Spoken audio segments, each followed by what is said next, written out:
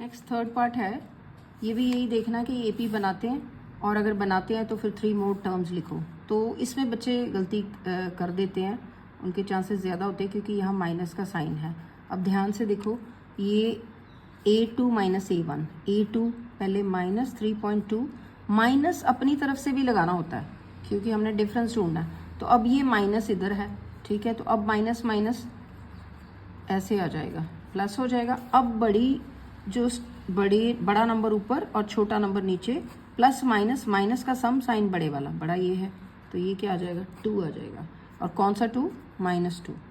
अब इसमें ये देखो -5, ये माइनस, यहाँ पे पहले इस तरह से लिख लिया करो, फिर -3.2। अब दूसरी बार ये अगर ध्यान से नहीं करोगे तो गलती हो जाएगी, तो फिर प्लस माइनस, माइनस का सम साइन बड़े वाला, ये भी यही आ गया, ठीक है, same.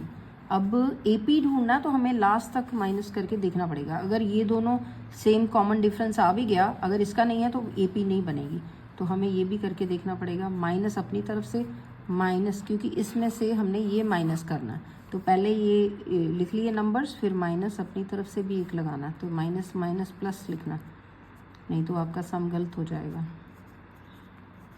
Minus plus minus, minus का सम साइन बड़े वाला 2.0, तो we have got the same difference which is common difference जो है -2.0 है। लेकिन अब 3 और टर्म्स ढूंढनी है, वहाँ पे फिर बच्चे गलती करते हैं। अब ये देखो, ये लास्ट टर्म ये थी ना, तो इस पे अब प्लस करना है। अब अपनी तरफ से माइनस नहीं लगाना, अपनी तरफ से इसमें प्लस करते हैं। क्या प्लस करना है, ये, तो अब प्लस माइनस माइनस, तो ये देखो अब क्या होगा, ये नेक्स्ट टर्म्स ढूंढने के लिए माइनस माइनस प्लस का सम साइन माइनस का, तो ये 9.2, देन अगेन माइनस 9.2 में अब फिर हमने क्या करना है, प्लस अपनी तरफ से लिखना है। सीधा डायरेक्ट कुछ करोगे तो आप किसी की गलती के चांसेस हैं।